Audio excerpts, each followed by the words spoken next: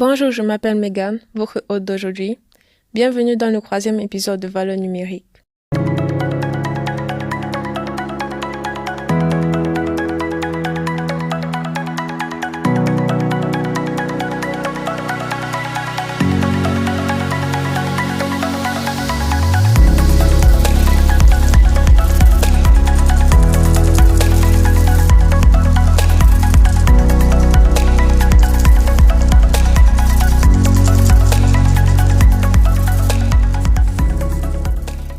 Aujourd'hui, je suis avec Mario de Gaza. Reed Stéphane Fotso. Alors, le sujet de notre nouvel épisode porte sur les pirates du monde numérique. Une petite question pour vous. Que savez-vous sur les pirates du monde numérique, couramment appelés les hackers? Ce que moi j'entends par le hacker, ce sont des experts numériques au profil varié, éthiques, malveillants ou hybrides. Ils possèdent une maîtrise avancée de systèmes informatiques, acteurs clés. Ils influencent profondément la culture actuelle. Ils maîtrisent les systèmes informatiques en profondeur et participent activement à la culture numérique contemporaine. Prenons un exemple avec la capitale culture objectif.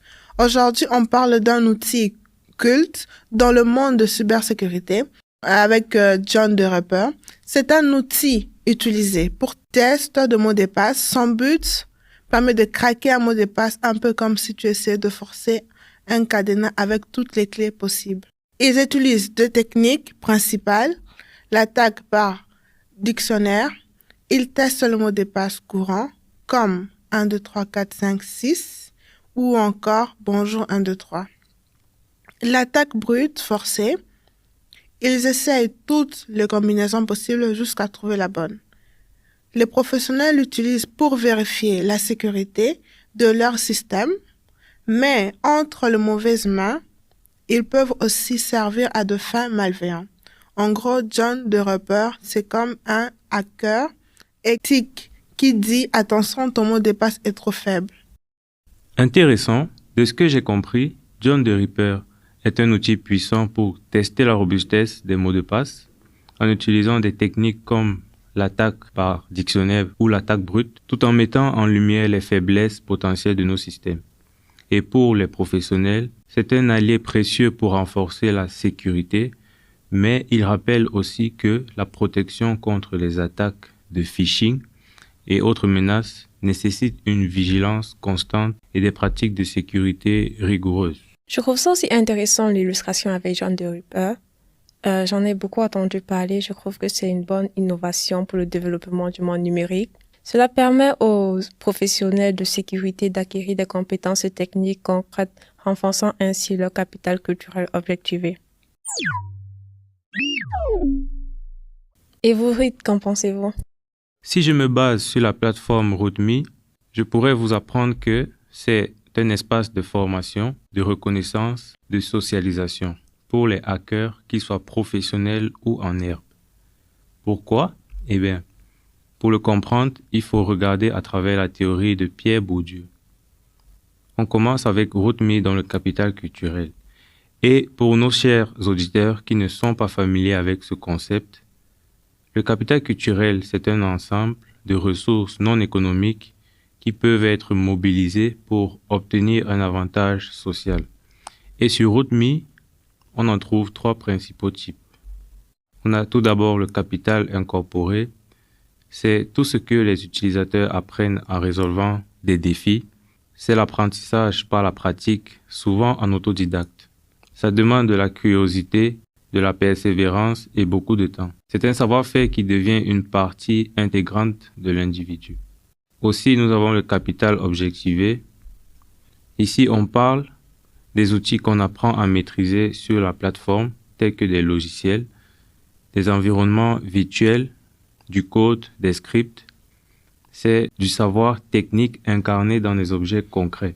Ces outils deviennent des extensions de nos compétences et nous permettent de résoudre des problèmes complexes. Enfin, nous avons le capital institutionnalisé, car RootMe favorise ses membres à travers un système de points, de rangs et de badges.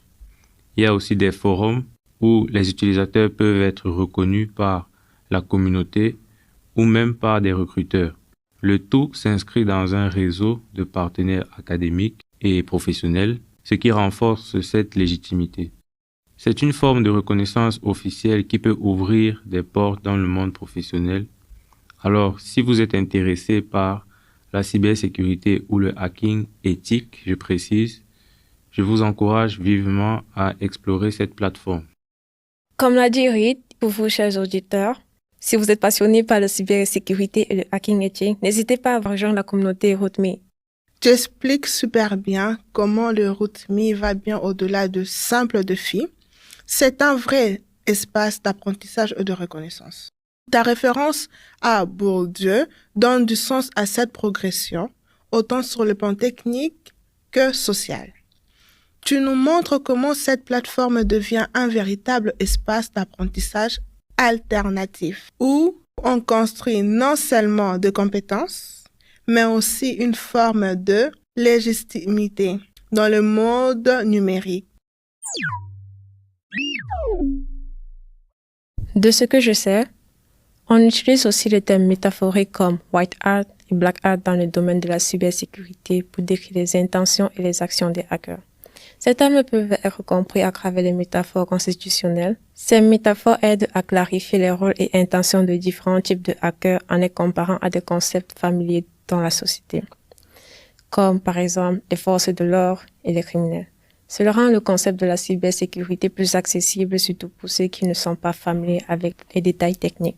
Par exemple, les white hats, en français appelés chapeaux blancs, sont considérés comme les protecteurs et défenseurs, comparés aux forces de l'ordre et aux agents de sécurité, qui protègent les citoyens et les infrastructures contre les menaces. Ils identifient les vulnérabilités et aident à les corriger avant qu'elles ne soient exploitées par les acteurs malveillants. Pour ce qui est des black hats, appelés chapeaux noirs, eux sont considérés comme une menace pour la sécurité de la société numérique. Leurs actions peuvent être comparées à celles des criminels qui exploitent les faiblesses d'un système pour leurs propres bénéfices au détriment de ceux des autres. Effectivement, la métaphore constitutionnelle est vraiment efficace pour rendre ces concepts accessibles à tous, car il est crucial de comprendre que les hackers éthiques ou white hat jouent un rôle essentiel en identifiant et corrigeant les vulnérabilités avant qu'elles ne soient exploitées par des acteurs malveillants. D'un autre côté, nous avons les black hats qui représentent une menace réelle pour notre sécurité numérique. Et des outils comme John the Ripper nous rappelant l'importance de choisir les mots de passe robustes, et des plateformes comme RootMe montrent que le hacking éthique est une culture en soi avec ses propres règles et outils. J'aime vraiment la façon dont tu expliques le terme white hat et black hat en le reliant à une métaphore constitutionnelle. C'est simple, mais c'est super en parlant. En comparaison le white hat aux forces de l'ordre, tu montres bien leur rôle de protection dans le monde numérique. Et dans l'autre côté, les black hats se sentent comme des criminels qui exploitent les failles du système.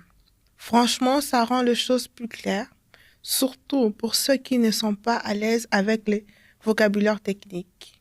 C'est marrant que vous parlez de white hat et de black hat, car ça me fait penser au jeu Undercover qui met en lumière des villageois et un monsieur white qui est du côté des villageois, donc il est le gentil, et les undercover ont des chapeaux noirs.